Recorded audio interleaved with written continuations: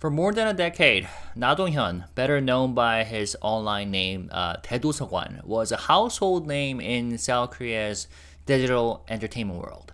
So, to international audiences, he may not be as familiar as some of the K-pop idols or mainstream Korean celebrities, but within the country, he stood as one of the pioneers who transformed online streaming and YouTube into legitimate, respected careers.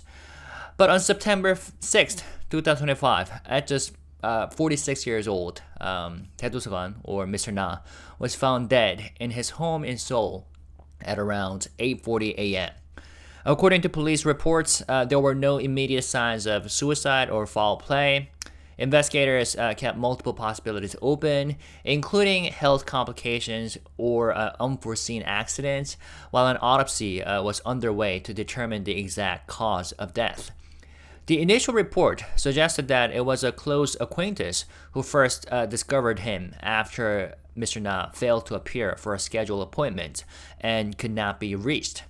And the suddenness of his passing has left many fans and fellow creators in shock. Only 2 days earlier, on September 4th, he was seen in public at Seoul Fashion Week, appearing, pretty lively and energetic as he attended a photo event. And that same afternoon, he streamed live on YouTube and Chijijik, which is a Naver platform for streaming, for nearly 5 hours, chatting with his viewers and subscribers in the way he had done countless times before. And for those who tuned in at the time, nothing about his demeanor suggested that it might be his final broadcast. Now, to understand why Mr. Na or Daedoseogwan's death feels like the loss of an era in Korea, it helps to look back at what he represented. Long before YouTube was flooded with creators or Twitch became a global phenomenon, Daedoseogwan was building a career out of live streaming and content creation. And starting in the early 2010s, and even earlier on local platforms, he was among the very first in South Korea to turn what seemed like a hobby into a full-fledged profession. At a time when internet broadcasting was often dismissed as just a bunch of kids playing games in their rooms, Mr. Na fought to prove otherwise. He was one of the most visible figures to make YouTube a viable source of income in Korea, showing that creators could stand on their own without relying solely on traditional media networks. And by the mid 2010s, he had amassed more than 1 million subscribers, which is an enormous number at the time. It still is, but especially at the time. And he became a role model for younger Koreans who dreamed of becoming YouTubers themselves. And his influence wasn't limited to online spaces. He frequently appeared on Korean television, bridging the gap between mainstream media and internet culture. And to many viewers, he was a person who legitimized internet broadcasting as a career path. In fact, many fellow creators openly say that they wouldn't have pursued YouTube if it hadn't been for Daedoseogwan, proving that it was possible.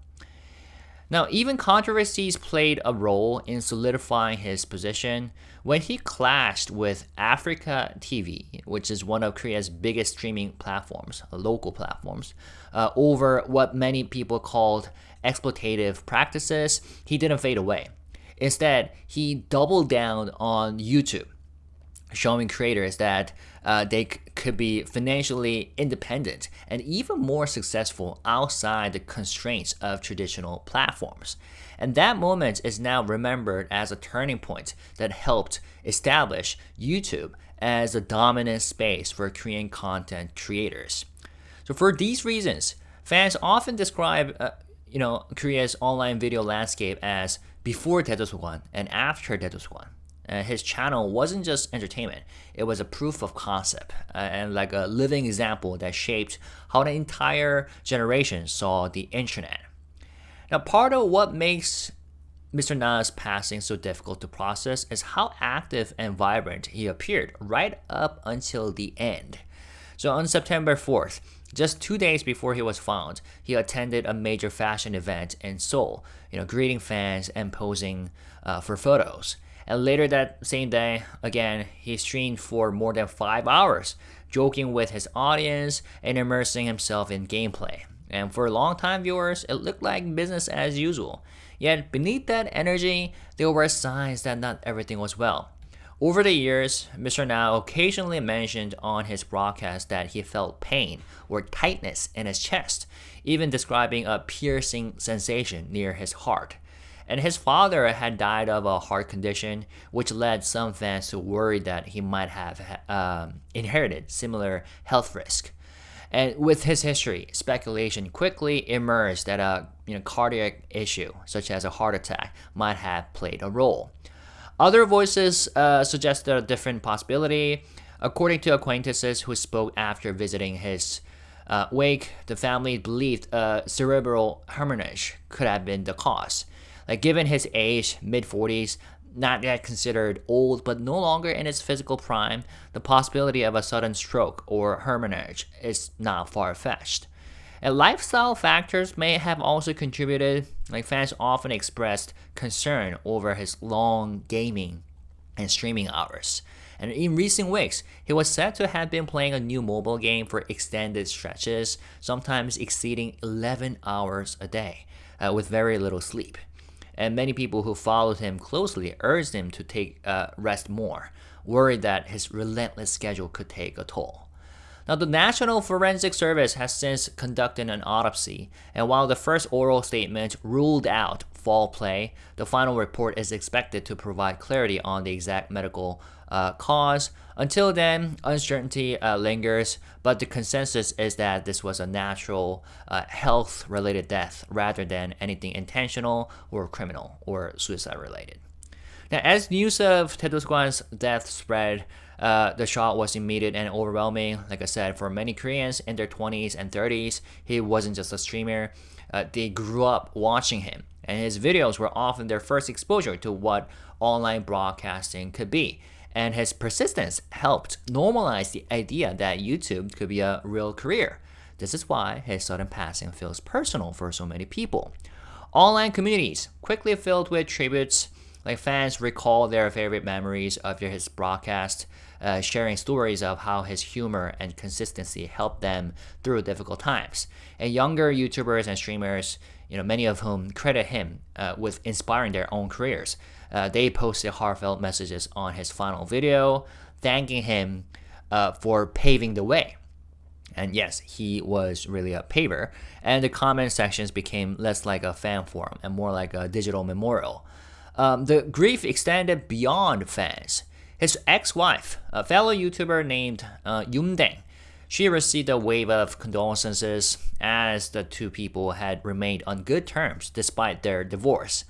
Unfortunately, a small group of malicious commenters also directed blame and cruelty her way, highlighting once again that the darker side of internet culture in Korea. But supporters quickly pushed back, calling for respect toward both her and their shared family history. Particular sympathy has been directed toward Mr. Na's stepson. I think his name is Konu. So although they lived apart following the divorce, Mr. Na had helped raise him for 4 years, and many fans worried about the emotional pain that this loss would have on a young man losing a father figure. So messages of support poured in for him as well, with viewers expressing hopes that he would find strength during such a painful time. And on September 9th, his funeral was held quietly in Seoul. Fans, colleagues, and friends alike paid their respects, and the atmosphere was, one of both deep sorrow and gratitude. Sorrow for the abrupt ending of a beloved figure's life, and gratitude for the countless memories that he left behind. Now, while the majority of fans and fellow creators responded with grief and respect, the days following Donghyun's death were not without controversy. Some groups seized on the tragedy to push their own agenda, sparking backlash across the internet. And by that, I mean 가로세로 연구소. One of the most contentious cases came from the right-leaning YouTube channel 가로세로 Research Institute, often shortened to 가세연, who uploaded a video attempting to link Mr. Na's death to President Lee Jae-myung. And their reasoning was something like pointing out that Mr. Na had once been invited to a youth festival hosted by, then Gyeonggi governor Lee Jae-myung, and they suggested that the repeated deaths of people associated with Lee Jae-myung were somehow suspicious. Of course, many Koreans saw this for what it was. It was an opportunistic attempt to weaponize a tragedy, which is what this YouTube channel is pretty good at. And legal experts noted that such claims could fall under South Korea's strict defamation laws, specifically the statutes against damaging the honor of the deceased. And adding to the frustration was the way Kaseon allegedly managed the fallout. Viewers reported that the channel deleted critical comments en masse, curating the appearance of support while silencing dissent. And this manipulation only fueled more anger, with many people calling it an insult to Mr. Na's memory. And this video, the live stream video, it's still there. Yeah, they didn't do anything to it. Now, mainstream media also stumbled. This was sadly hilarious. The entertainment arm of MBC, IMBC, initially published an article with a jarring sentence. At the end, they said, 대도서관 is currently not responding to calls from our reporters.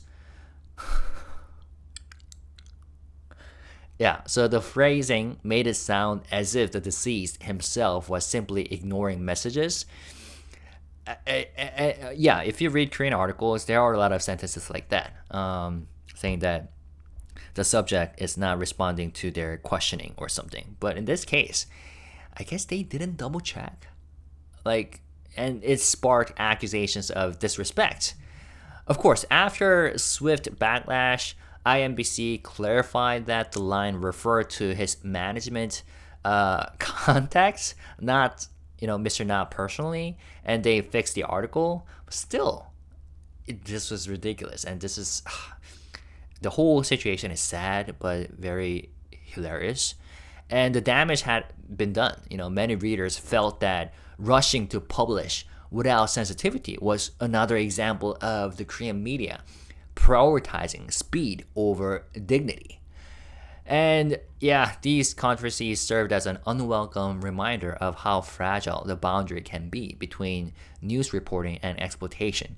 And in moments of mourning, especially when families and communities are still, reeling, careless speculation and sensationalism can inflict even deeper wounds.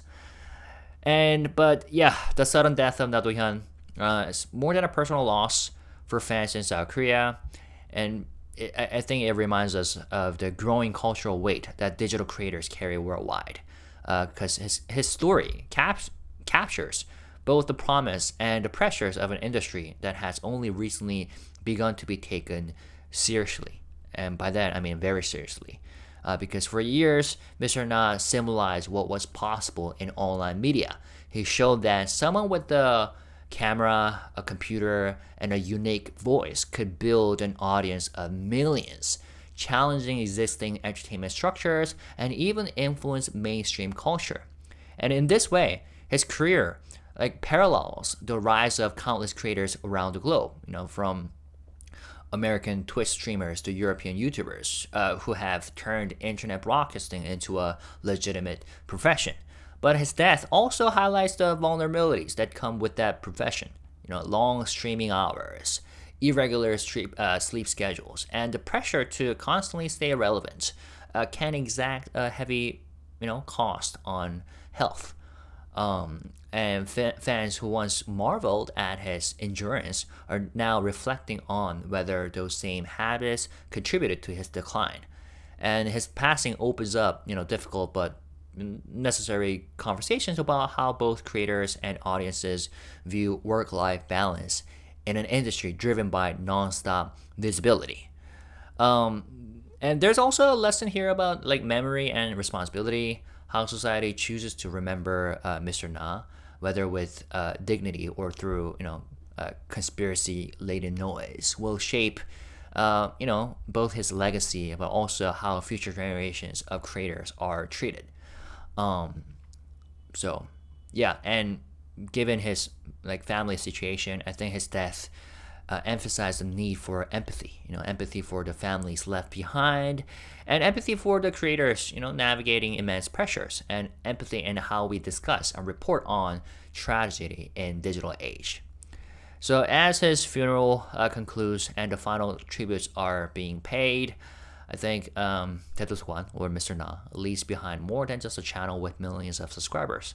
He leaves behind an era and a model of resilience and reinvention, and a lasting reminder that behind broadcasts and every upload on YouTube channel is a human being, fragile yet profoundly impactful. So rest in peace, Mr. Na Donghyun and Daedoseogwan. All right, feel free to leave comments, but when you do so, let's keep it classy. Peace and love. Bye bye.